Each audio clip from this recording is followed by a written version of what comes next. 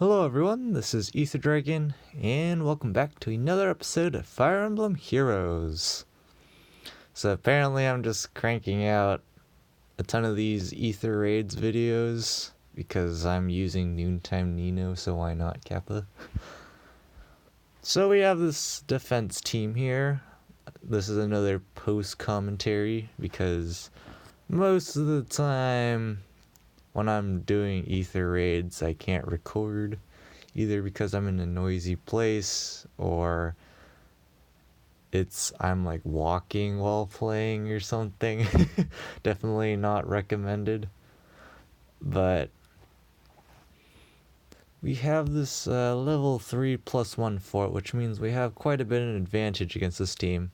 And as you'll see here, that even though it looks like their team is pretty spoopy, because we have the fort advantage and because their punish game is not on point, we're able to capitalize and get a pretty simple win, even though I didn't plan out this match at all. This was just employing the noob strategy of, let me just do what I think is going to work. So my plan here is to just get rid of the infantry school if possible, and get the fountain, so I don't have to worry about it later. Because I know this team's going to be fast-paced, I'm going to need to get rid of the stuff quickly.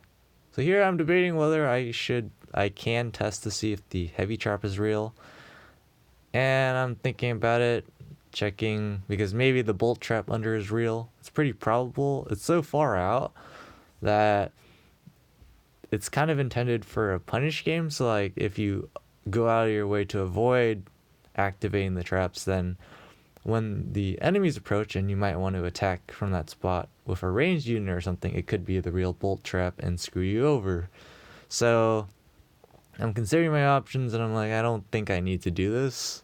So I just go ahead and heal Caden to get my charges ready, and I debate whether to actually test to see if the trap is real. Decided to use Alphonse to do it for some reason. I don't think it actually mattered, but here I'm checking to see that Myrrh is unable to kill Nino, which is the case because OP memes, Kappa.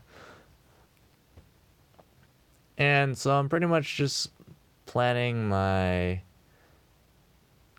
setup, and I figure that I don't have time to take down the infantry school, so I'm going to have to take the debuffs, which is a bit unfortunate, but what are you gonna do? And so I'm checking here to see if Duma is going to cause problems, because of course with Armor March and such, you can definitely get to attack Nino, and I'm pretty darn sure she can't one-shot, especially without like something with the likes of Glimmer. So I'm just checking the buffs, and then I kind of realize, Nino's not buffed for speed, so I was able to buff her speed with Windfire Balm plus Windfire Balm, and then was able to one-round KO pretty easily. And so testing the trap with Alphonse is probably a worse idea, because if Caden was just in range where Alphonse was, then I wouldn't have needed to do that. But here I'm just checking damage, and I'm like, I don't think I can go in because I'm pretty sure I don't one-shot Duma. And there's Fire Sweep. So I figure my best option is probably to run, but I'm like, how do I run? We kind of realize that Oscar's kind of overextended, so I can basically move everyone back. Because no matter where Oscar moves, Azura cannot dance him. And this team seems to rely a lot on Myrrh living, because Duma moves first, which is definitely not good for them. Lets me exploit pretty easily. And here at this point, we have the trouble of the enemies are approaching, and of course we have the Priscilla with Panic Plus, which is definitely dangerous. But the thing is, it's Priscilla, so as I spend a lot of time here thinking about what I should do, seeing if I can get rid of Duma, because he's the only actual real threat going on here, kind of realize that I can just leave Priscilla alive because she doesn't have enough power to take out any of my units that I desire to place in her attack range, even after a dance, after debuffing my entire team, or most of my team. So once I realize that, it becomes pretty trivial, but I just have to check everything to make sure that I'm not overlooking something, which is something that happens a lot with the noob strategy, where you just go in with your first plan, you don't plan ahead. Because even if your first turn of like engagement is perfectly fine, you don't get punished then, it might be the turn after that you get screwed over, but you don't realize it because you're just thinking, oh, I can do this to initiate and get out, fine, and everything will be nice and dandy because then the AI is aggroed. So here I'm contemplating whether I can take out Priscilla, and I realize I can't because, well, Doom is going to move first, and then Zera is going to dance him. So, and I was pretty sure I couldn't get everyone out of Duma's range if he was to be danced like that. So, I'm just spending more time thinking about what's the AI gonna do? What are they gonna do?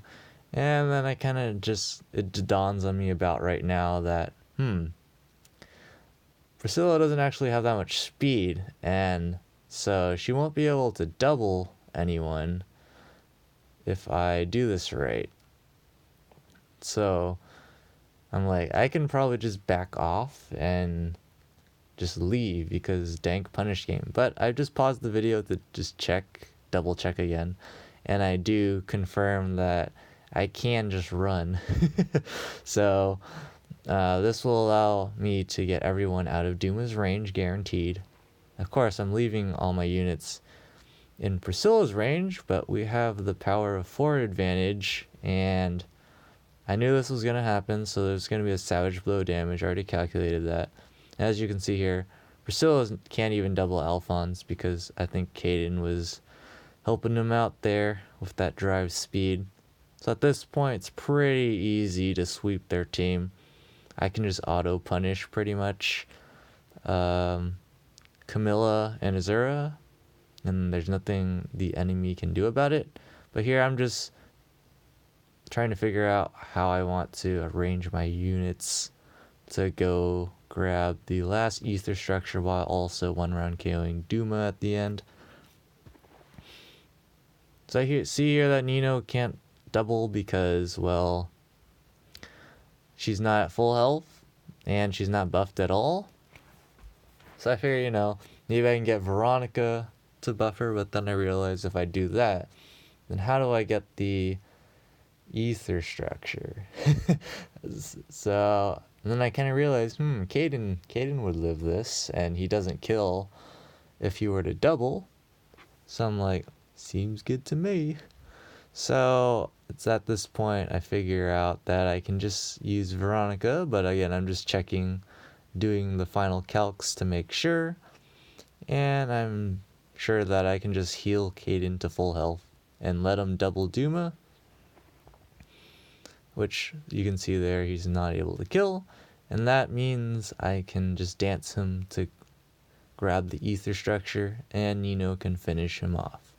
So there we go, just an example of a defense that seems kind of dangerous can get taken apart relatively easily because of decent play. This was just me going in with my first instinct on how I should approach the map, so there's that, I guess. But this is mostly I think due to 4 advantage, because otherwise I wouldn't be able to one round KO that Halloween Myrrh with my terrible noob play and not putting Caden in range of Nino to attack Myrrh and then also get everyone out. So, but that's gonna be it for this episode. Thanks for watching. As always, this is Ether Dragon, and hope to see you all next time. Bye.